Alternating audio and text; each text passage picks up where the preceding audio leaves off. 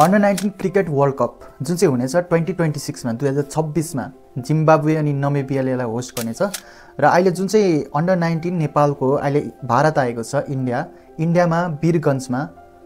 Under 19 दिल्लीसँग म्याचहरु खेलिरहेको छ series खेलिरहेको छ तीनटा म्याच हुनेछ जहाँनिर 1-0 ले नेपाल लिडमा छ र के हो किन खेलिरहेको छ भन्दा चाहिँ जुन चाहिँ नेपाल अन्डर 19 को लागि एउटा वर्ल्ड कपको लागि एउटा प्र्याक्टिस जस्तो पनि हो त्यसैको साथमा नेपालमा अब क्वालिफायर्स हुनेछ एसिया क्वालिफायर्स जुन चाहिँ एसियाको टिम्सहरु अन्डर 19 वर्ल्ड कपको निम्ति क्वालिफायर्स खेल्नेछ त्यसमा नेपाल अफगानिस्तान हङकङ ओमान अनि युएई को बीचमा र यो कहाँनिर म्याच हुनेछ भन्दाखेरि नेपालमै हुनेछ मुलपानी स्टेडियममा र यो आउने 12 अप्रिल देखि 21 अप्रिल सम्म यो म्याच खेलिनेछ 2025 को जुन चाहिँ अब यो आउने अप्रिलमा र यसको अन्डर 19 को कुरा गर्नु पर्दाखेरि चाहिँ नेपालले 2024 को जुन चाहिँ अन्डर 19 वर्ल्ड कप भएको थियो त्यसमा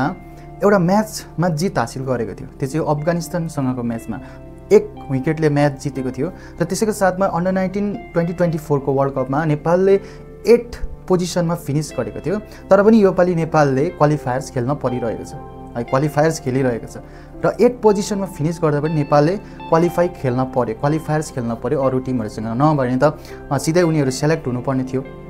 किन रहेछ भन्दा जो चाहिँ जिम्बाब्वे अनि नमिबियाले जुन चाहिँ होस्ट गरिरहेको छ त्यही कारणले गर्दा नै नेपाल चाहिँ क्वालिफाई नभएको रहेछ किनभने जिम्बाब्वेले होस्ट गरिसकेपछि त जिम्बाब्वेको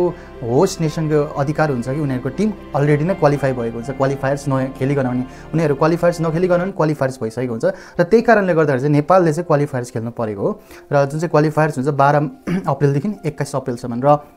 2026 को अन्डर 19 वर्ल्ड कप चाहिँ जुन चाहिँ जिम्बाब्वेमा हुनेछ त्यसको निम्ति 16 टिम्सहरुले पार्टिसिपेट गर्नेछ 11 टिम्सहरु अलरेडी नै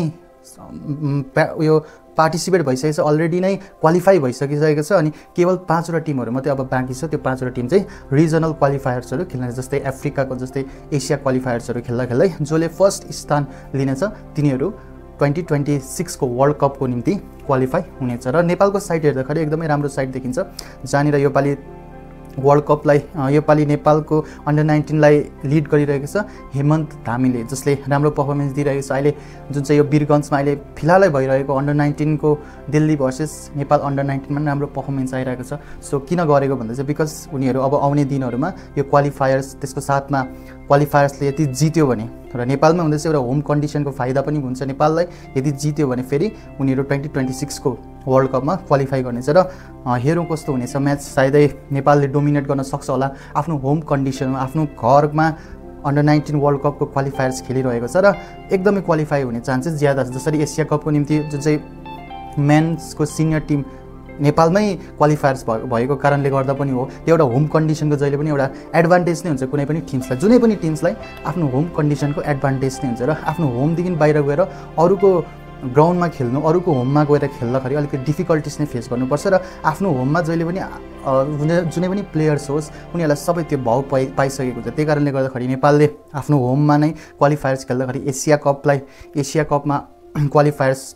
क्वालिफाई भएको थियो र त्यसरी नै वी होप कि आउने दिनमा जुन चाहिँ अन्डर 19 को T20 वर्ल्ड कपको निम्ति क्वालिफायर्स नेपालमा खेलिनेछ मुलपानी स्टेडियममा त्यसमा पनि नेपालले राम्रो प्रदर्शन गरेर 2026 को अन्डर 19 वर्ल्ड कपको निम्ति क्वालिफाई हुन्छ भनेर हामी आशा गर्दछौं र तपाईलाई के कस्तो लाग्छ कमेन्टमा भन्न सक्नुहुनेछ।